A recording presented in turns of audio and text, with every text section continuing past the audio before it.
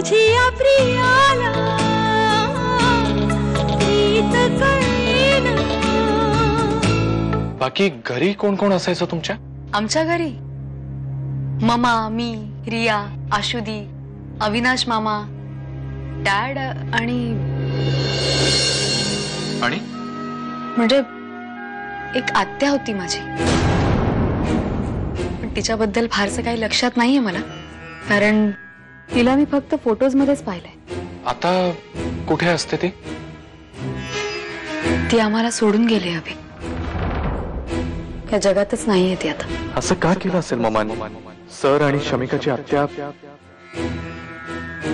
जिवंत असताना ते या जगातच नाहीयेत असं या तिन्ही मुलींना का सांगितलं त्यानं? आणि हे कोणालाच कसं माहिती नाही? मी नाही रागवली तुझ्यावर, आणि मी का रागवायचं ना? माझ्या जवळचीच माणसं मला समजून घेत नाहीत, तर तू कसा समजून घेणार मला? आणि मला काय म्हणालास तू? तुझ्यासारख्या मुलीकडनं काय अपेक्षा करणार मी? ते बरोबर आहे चंदू, सगळ्याच जण माझ्याशी असंच वागतात, असंच बोलतात मला, पण मला खरे अर्थे कोणीच समजून घेतलेलं नाही। मग तुझ्यावर का रागवायचं ना मी? हे बघ, मी असं बोललो कारण आतापर्यंत तू कशी वागली हे तूच आठव ना, मग लोक तुलाच बोलणार। हो, मलाच बोलणार आणि मलाच बोलतात। येस, यू आर राईट, पण मी अशी का वागते हे कोणाला समजून घ्या वाटत नाही। मला काय हवंय, मला ते मिळतंय का ह्याचा कोणीच विचार करत नाही। फक्त रिया अशी वागली, रियाने तसं केलं, पण रियाने ते तसं का केलं हे समजून घेण्यात कोणालाच इंटरेस्ट नाही। हे हॉस्पिटल, ममा, सर आणि जे जे काही उलटसुलट घडलंय किंवा घडतंय, या सगळ्यांचा संबंध त्या एका घटनेशी आहे, आणि ती घटना काय होती हे त्यातल्या त्यात फक्त आशूला माहिती आहे। तिने असं काहीतरी बघितलंय ज्याचा संबंध तिच्या त्या स्वप्नांशी आहे। शमिकाला हे सगळं सांगितलं पाहिजे, पण मलाच नीटचं माहिती नसताना तिला कुठे टेन्शन देऊ?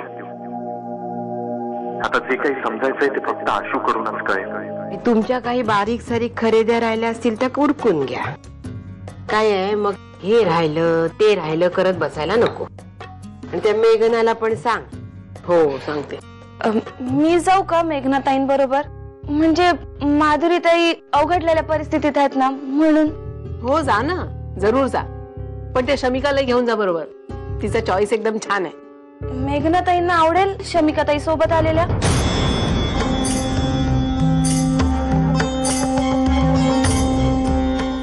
नाही ग, जुन्या गोष्टी आहेत त्या विसरली असेल। मेघनाचं पण ना काहीतरी असतं उगाचच, नाहीतर काय। तिला म्हणावं, आता लग्न ठरलंय तुझं, जरा मिळून मिसळून वागायला शिक। आशूचे रिपोर्ट्स घेऊन माझ्या ऑफिस मध्ये येतेस? आपल्याला एका मोठ्या सायकेट्रिस्टला भेटायला जायचंय। ओके, आणि असंही कालपासून आशुदीच्या ट्रीटमेंट विषयी तू खूप अलर्ट झालायस नाही? नाही, ठीक आहे, आणि मला आनंद आहे यातच।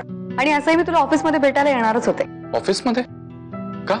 ते सरप्राईज आहे। अरे यार, मी जिथे राहते ना त्या सोसायटीची मीटिंग आहे।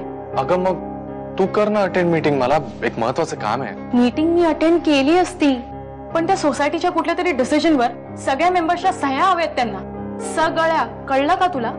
आणि ती बाई पण म्हणाली मला, तेवढी सही करून जायला सांग तुझ्या मिस्टरांना। एक्सक्यूज मी, अभिजित पेंडसे आहेत का? मॅम, ते थोड्या वेळाच पूर्वी एका महत्वाच्या कामासाठी बाहेर गेलेत।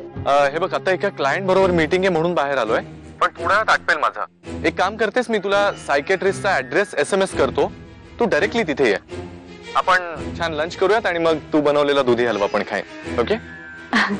बरं, ठीक आहे, चालेल, पोचते मी।